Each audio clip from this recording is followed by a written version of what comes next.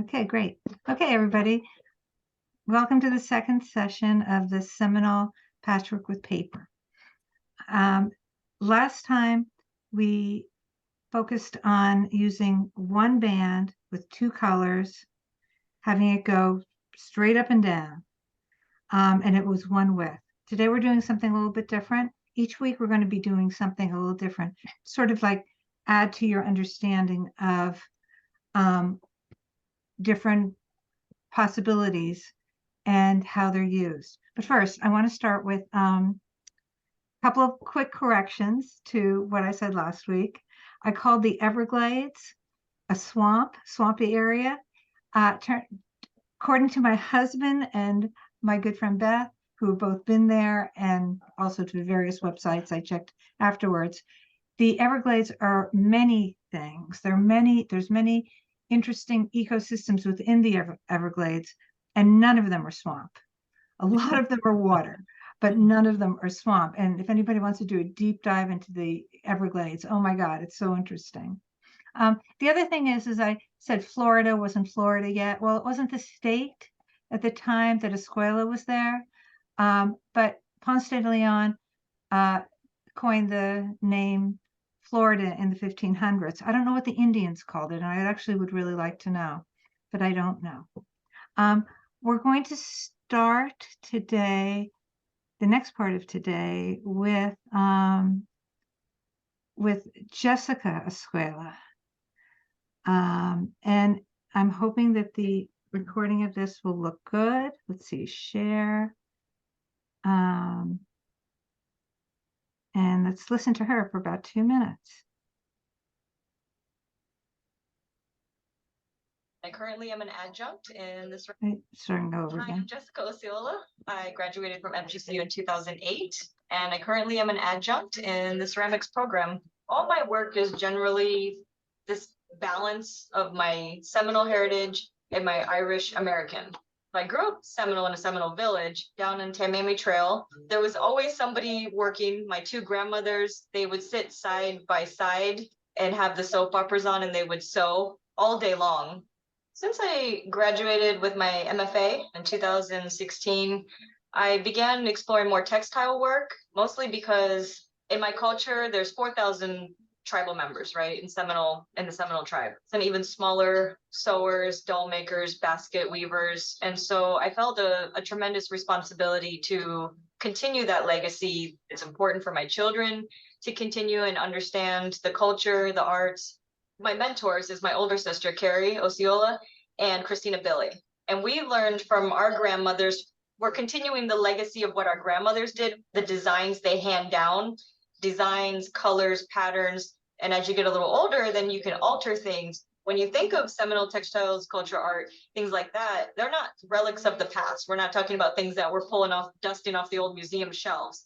I mean, people buy these things to wear them out daily. With my sister and my cousin, we always kind of come together and discuss like what colors, what patterns are we working on, what era. Maybe we're going to make something from the 1930s era. Maybe I'm making something that's for medicine man, maybe something for ceremony. Maybe I'm going to go down to the local fair and I want to just have something fun, like I'm going to have an Angry Birds pattern or something for the kids. I'm thinking about the legacy of it and thinking about the patterns and the movements and where can I take this next.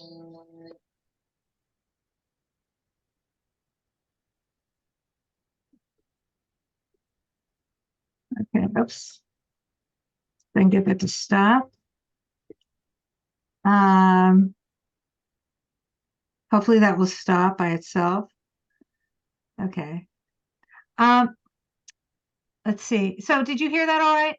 Just shake your head if it heard okay. Okay, good. So let me switch my screen now to what we're going to work on. There we go. Okay. So I asked you, I think I let everybody know that we weren't going to do actually cutting today, that you should come with the strips ready to go. And I think that saves time. I do want to talk a little bit, talk about one more thing about the strips. I know I said this last time, but I think it's really worth repeating again. is that when you're cutting your strips, really remember to press hard with your fingers and do several light cuts with your blade, hugging your straight edge. And that way, and work nice and in control so that you don't cut yourself. We're doing so much cutting that I really want everybody to be cutting safely. The other thing I want to mention is I always keep my grids on my paper after I'm done. I'll put a little snip right there. And yeah, so I have the little snips there. And that way, this system works for me. I can line up my papers and see which ones I've got. And I take a paper clip, usually I have about 8 or 9 here. I'll take a big binder's clip and put it like that. And that way, when I go to find a paper that I want, I know which colors it is. I don't have to go through piles. Like over here, like I might not see the yellow sticking out because it's shorter now than the black. So it's just a nice way to keep your stuff organized. Okay, so you should have your number 2. And you should have some scrap paper. So the pattern we're going to make today, let's see, where did it go? Pattern we're going to make today looks like this. So we're going to layer the dark orange and whatever colors you're using. I'd say use a dark, a light, a dark, a light. And it makes this kind of pattern, which is really interesting. And we'll be doing the same thing. We'll be cutting these in strips. Because this is a 6-inch piece, we'll be cutting them in 6 unit piece. We'll be cutting this into a 6-unit strip. These will be squares. These will be double squares, which are also called dominoes. What I would like you to look at too, though, is how this pattern at the bottom, which is put together differently, it's dark, light, dark, dark. It has a different kind of rhythm than this one does. And I think that's one thing that's really interesting about these patterns. It says you change something and the whole rhythm of it changed. To me, these looks like these little, almost like toes sticking down. And this begins to look like a background. To me, it has just a whole different feel, almost like or piano keys or something than this one. So I want to point that out. Okay, so what we're going to do together, and you can do this along with me, is I'm going to be gluing my strips down. And so you need the number 2, and we'll end up putting these on that first line at the bottom, not the very bottom line, but that first line, because we need to be able to see above and below. And we'll be gluing this down. I find that it's easier for me to keep the glue from drying if I cut these in half and then glue them down. It doesn't matter if they match up perfectly in the middle, just so long as they stay on that line. Okay, so we're going to, like I said, do dark, light, dark, light. So let's go ahead and start gluing. Oh, another thing I put this is how I do my glue, and I think this is great. I love this. I put a lot of PVA into this container, and then when I need the PVA, I just put a little tiny bit in here. This gets put aside, so if it falls over, it doesn't matter. And this gets only enough glue in there to cover the brush. I don't want it to go up high. And that means that if it falls over, like nothing comes out. And it eventually falls over. So let's go ahead and do that. And I'm just going to assume that you're going to be done about the same time I'm done.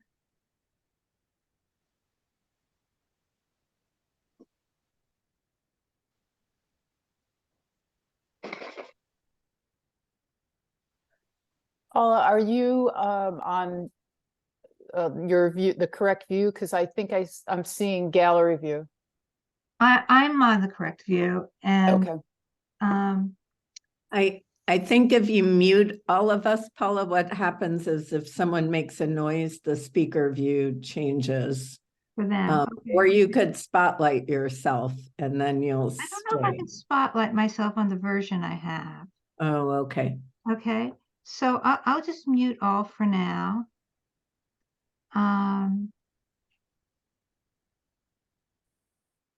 Yeah, but I think you can still hear me.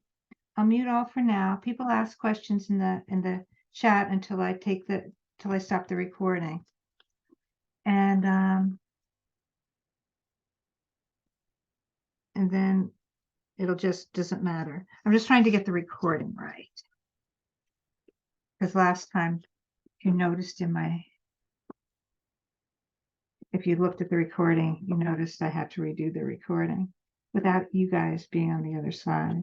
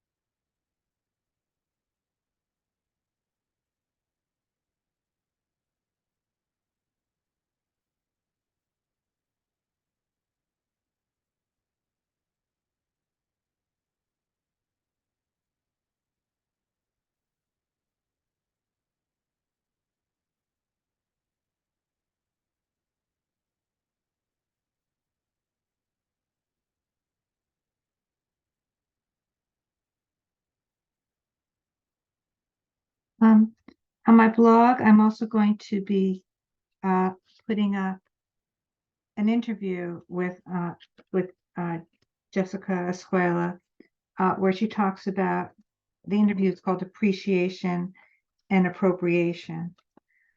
Before I started this series, I thought a lot about the issue of cultural appropriation, and I did whatever research I could on it. And from what I could tell, a lot of people are doing the Seminole work, but not everybody has always given the Seminole people credit for it. And using the work, it seems to be just fine. Not crediting them is a whole other thing. So anyhow, the interviews talks about that, and some people might be interested in it.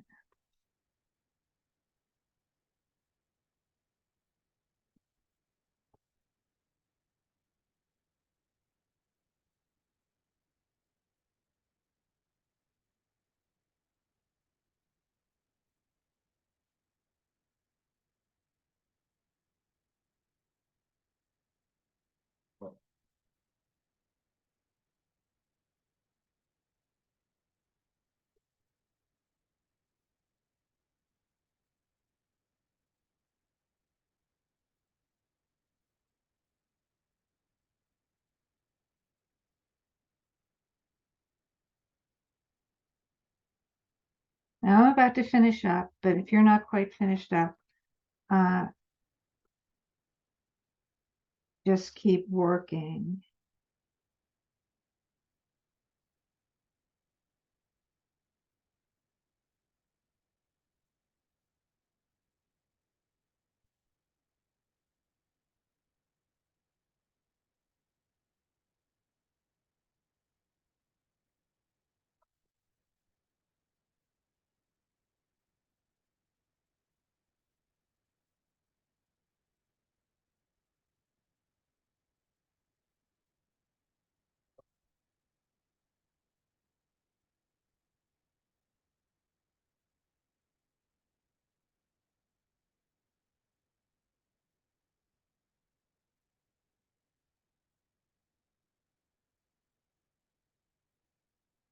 Okay. So remember that when you do the cutting, first thing you want to do is cut the long edges.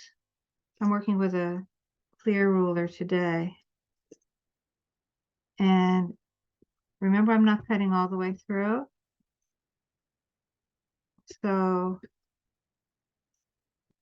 you can see that it's like this. I'll do the same thing on the other side. I'm cutting part of this and then part of this.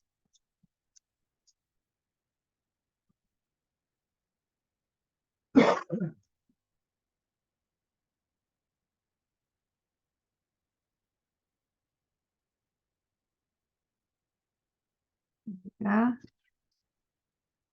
And now I'll start doing my units of 6, right? 1, 2, 3, 4, 5, 6. 1, 2, 3, 4, 5, 6. 6.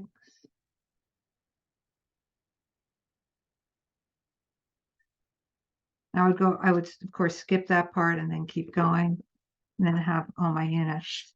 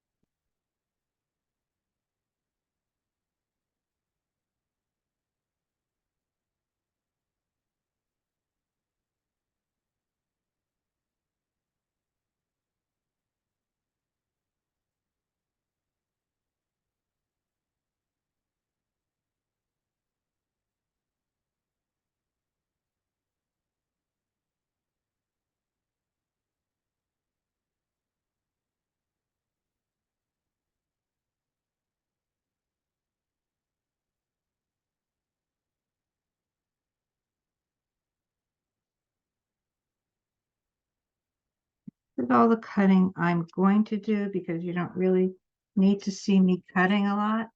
I'm going to do something a little differently this week than I did last time, which is last time I put it directly on a piece of paper.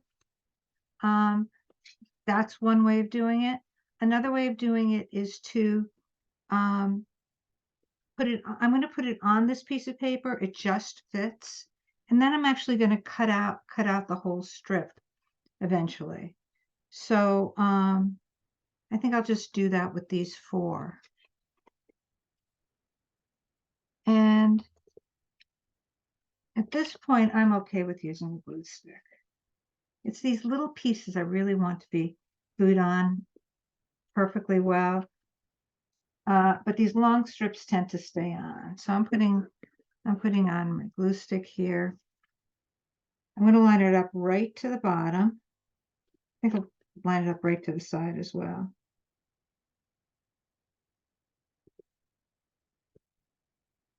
And this time, and I hope you get the idea. And it looks like actually one of mine, looks like my this one was 7, not 6. Is that right? Yeah, I actually did my dark orange too many times, too many wisps, but that's okay because I will just cut that off.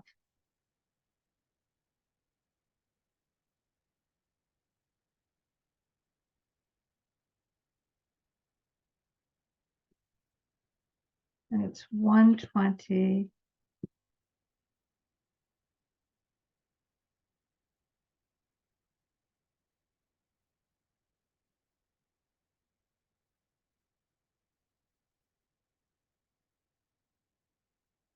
So I would hope that you would keep going, but I want to demonstrate this next thing, which is I'm just going to cut this. That'll do 2 things. It'll line up my dark green with my other ones.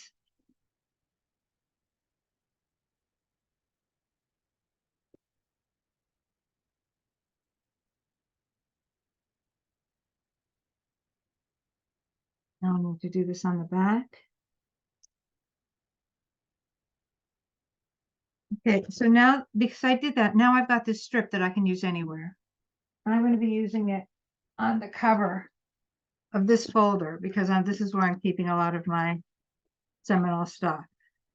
So that's just another way of doing it. Okay, I'm going to say, would you guys please unmute yourselves? If let's see. I'm trying to unmute you. Allow participants to unmute themselves. Yes. So somebody say something so I know you're unmuted. Okay, Yay. Okay. I'm going to put you on gallery view now. And so that's the concept this week. And what I'm hoping is that you'll use these things in lots of different ways. And I'd actually, does anybody have any questions first? I have a general one. Sure. Can I still order the paper? Yes, you can. I can send you it's only good for the first 4 classes, but there'll be plenty of extra. So you can actually use it for a lot of the other ones. Okay. So yeah, no problem. It's helpful. I try to keep the price really down and no, I'm not charging extra for shipping, but it's actually helpful for me because I go through so much of this paper. Makes me feel better about going through more paper. So thank you. Thank you to the people who have ordered it. Let's see. I think here we go. That's my anybody else have any questions?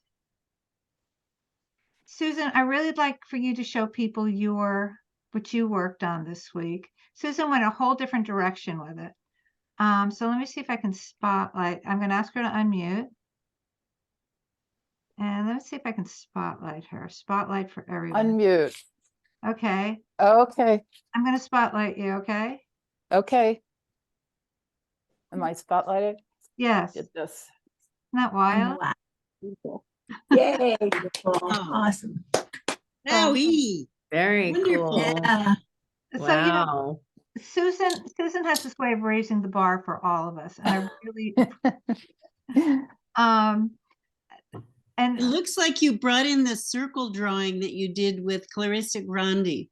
A little bit, yeah, a little bit. I was definitely thinking about it and also thinking about like if it was architecture that it would be structurally sound, so to try to support parts with other parts. And it was, yeah. And working with I had 3, 6, 9 as my units. 1, 3, 6, 9. So yeah, wow. So yeah, so don't let that intimidate you. Send me your photographs. I'm going to put my I think I'm going to put my email in the chat. Let's see. And like I said, the things I want to see is what your desk looks like. I want to see the color combinations you're using, and I want to see where you're pushing, like Susan's pushing the envelope. So whatever adds richness to our shared experience here at Gmail. Is that right? Book Zoompa. There we go. Good. Okay. Can I ask a question of Sure. Susan? This is Maria. yes. Hi. Did you draw some lines, like pencil lines before? Because let's see that, Maria. I tried to do this, Uh-huh.